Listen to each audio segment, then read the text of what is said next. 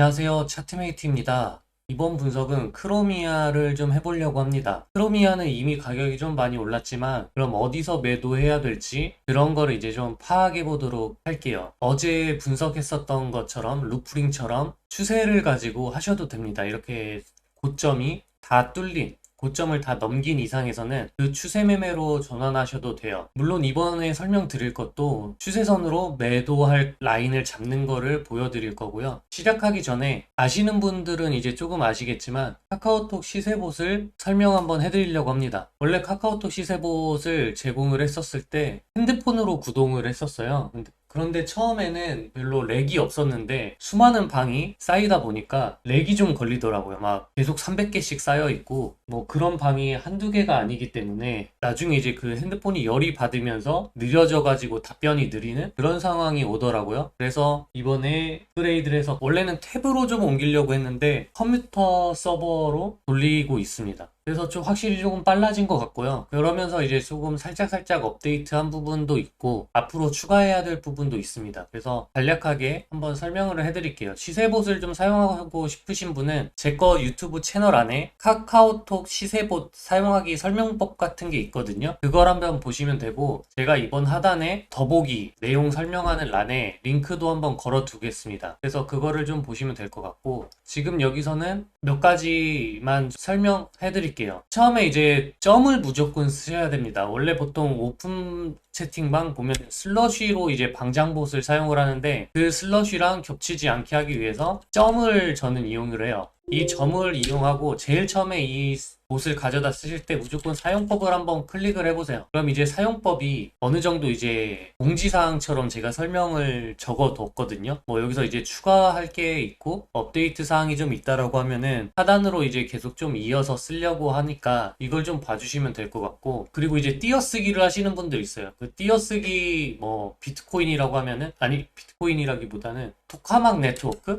토카막 네트워크 이런 식으로 띄어쓰기를 사이에 넣는 분 계시는데 이렇게 되면은 반응을 하지 않습니다. 이거는 이렇게 이제 가격표들이 나오고 만약에 바이낸스랑 업비트의 빗썸 중에 하나라도 상장이 안 됐으면 안 나옵니다. 지금 게이트 IO 쪽으로 해달라고 하시는 분들도 계시는데 그거는 조금 이제 추후 업데이트 해보던지 할 건데 지금 당장은 이렇다라는 거를 좀 알고 계시면 될 것 같아요. 왜 안 나오지라고 생각하실 필요 없고 그냥 그거는 바이낸스 업비트 빗썸에 상장되어 있지 않기 때문이다 라고 보시면 될 것 같습니다. 많이 있어요. 여기 이제 설명하는 것처럼 기관 투자자들이 무슨 코인을 투자했는지 좀 볼 수 있을 팁도 좀 넣어놨거든요. 그러면 저기 4번에 점 포폴리스트를 입력해 보세요 라고 하면은 포폴리스트 이렇게 입력하면 제가 업데이트 될 때마다 여기에 있는 지금은 두 개밖에 포폴을 안 넣어놨어요. DCG면 이제 그레이스케일 모회사죠. DCG 포폴 그리고 코인베이스 벤처스 포트폴리오 이걸 그대로 쓰시면 돼요. 다시 한번 DCG 포폴 이런 식으로 쓰시면 그 회사가 투자하고 있는 코인들이 나옵니다. 포베 포폴 이렇게 치시면 여기 이제 이런 게 나와요. 그러면 여기에서 아직 코인베이스에 상장이 안 됐으면 코인베이스에 상장될 확률이 높습니다. 여태까지 포베 포트폴리오가 좀 그랬어요. 이제 앞으로 따지자고 보면은 커스터디도 올라올 수 있겠죠. 근데 지금 커스터디는 없습니다. 포베 커스터디라고 보면 되겠 이런 식으로 좀 추가를 할 거니까 보시면 될 것 같습니다. 그리고 이제 좀 재미있는 것도 이제 한강 온도를 좀 측정하고 싶으신 분들이 계셔가지고 알고 싶으신 분들이 계셔가지고 제가 한강도 좀 온도를 넣어놨으니까 참고해 주시길 바랄게요. 그러면 크로미아를 한번 바로 분석해 보도록 할게요. 그 크로미아는 정말 제가 앨리스를 2구역쯤에서 샀거든요. 근데 그때 앨리스가 좀 어떤 건지 좀 봤는데 앨리스가 크로미아 기반으로 그 게임을 만들었더라고요.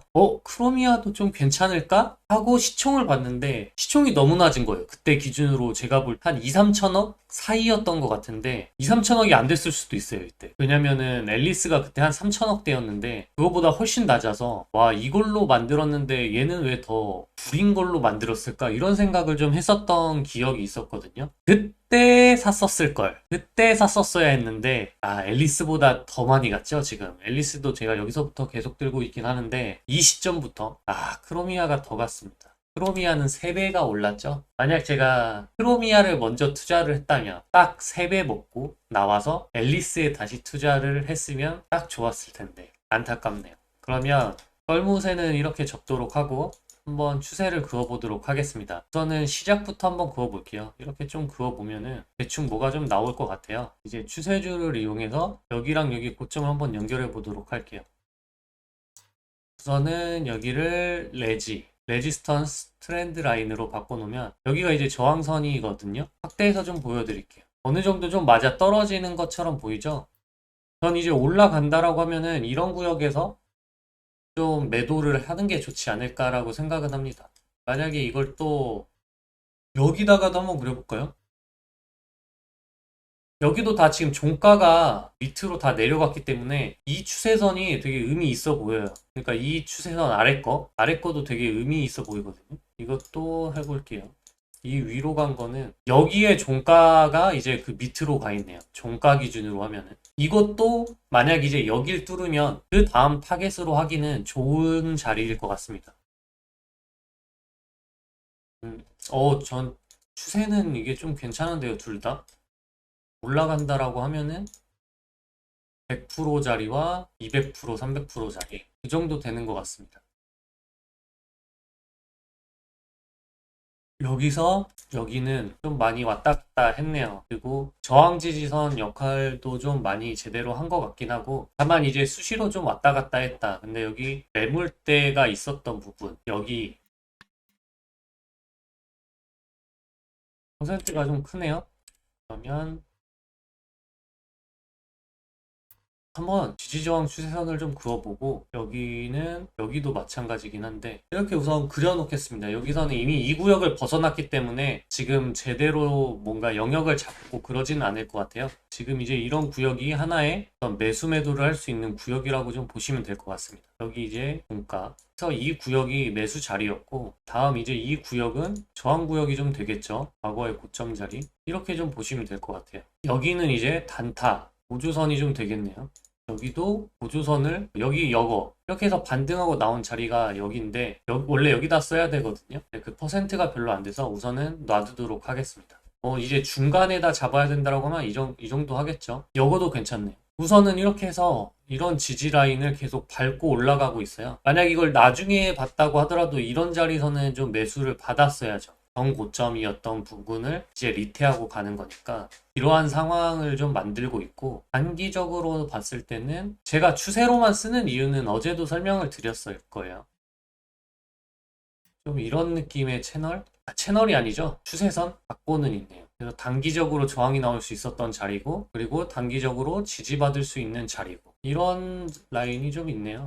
이거 이제 서포트 라인으로 좀 잡아두면 되죠. 그리고 이제 여기 밑에 추세를 해서 한번 채널이 좀 있는지 과거부터 채널을 그려보면은 이건 이제 장기 채널이겠죠. 장기 채널이 그려지나만 한번 봅시다. 여기다 한번 놓고 여기다 한다면 요건 좀 잘 안 맞네요. 요것도 장기 채널은 한번 뚫렸다가 저항 맞고 다시 올라오는 그런 상황입니다. 그래도 좀 맞아 떨어지네요, 이게. 그러면 이것도 대채널을 하나 그릴 수 있을 것 같아요. 요거를 한번 그려보도록 하겠습니다. 이건 대채널이에요, 대채널.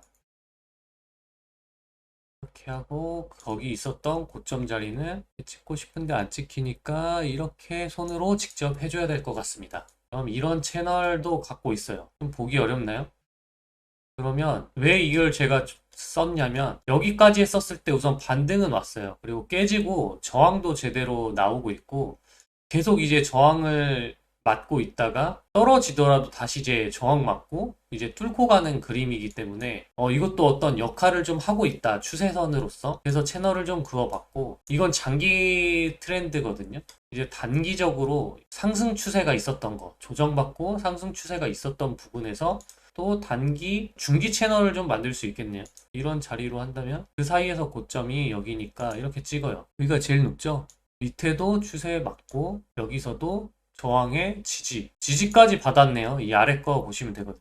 이거 트렌드 라인을 좀 보기 편하게 이거는 우선은 색깔을 핑크색으로 좀 해놔 볼게요. 그럼 이 채널은 두 배로 확장을 시켜야죠. 왜냐? 채널을 뚫고 올라갔으니까. 그러면 미드선을 여 중간까지 아까 찍었던 자리를 미드선에다가 놓으면은 딱 맞아 떨어집니다. 오! 여기 신기한 거 하나 보이세요? 이 채널의 상단이랑 과거에 오던 이 추세선 있죠? 이 아래 거 추세선도 한번 색깔을 바꿔볼게요. 노란색은 잘 안 보이네요. 파란색으로. 파란색? 보라 색깔. 이게 아까 좀 종가로 잘 맞아 떨어진 것 같다라고 좀 얘기를 드렸던 거 부분인데 여기 채널이랑도 겹치네요. 그러면 이거는 확실하게 저항 역할을 할 거고 이런 구역까지는 갈 수도 있다라고 좀 보시면 될 것 같습니다. 그래서 위로 올라가는 롱 관점 입장에서는 이 구역. 그러면서 되게 대형 채널 있죠? 이 대형 채널의 미드선이 이 점점점이거든요. 여기를 쭉 갖고 올라오면 맞붙는 이 구역. 이 구역에 아주 좀 괜찮은 구역이면서 괜찮은 가격인 것 같아요. 저는 이 구역을 매도 구역으로 잡을 것 같습니다. 두 개가 겹치는 라인이에요. 이 구역은 저항이 나올 것이다. 이렇게 매도 가격을 찾을 수 있습니다. 추세로.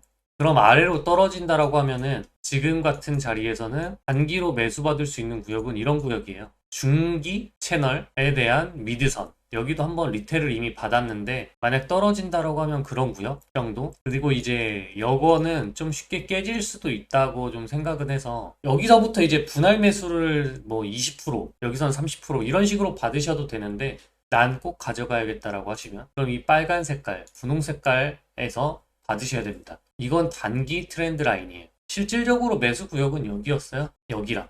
만약에 올라가면은 지금 자리로 100% 떨어진다라고 하면은 최대 하락폭이 50% 정도니까 이런 라인. 나중에 조정 오면은 우선은 조정 오기 전에 어디까지 올라가 있냐, 내려가 있느냐가 중요하거든요. 조정이 나올 때. 위에 있으면 이 미들선이나 빨간 선이 매수받기 좋은 구역일 거고 여기 밑에 아래 깨져 있었으면은 이 채널, 선 이런 자리가 이제 매수 구역이겠죠. 이거는 계속 좀 지켜보시면서 하셔야 될 것 같습니다.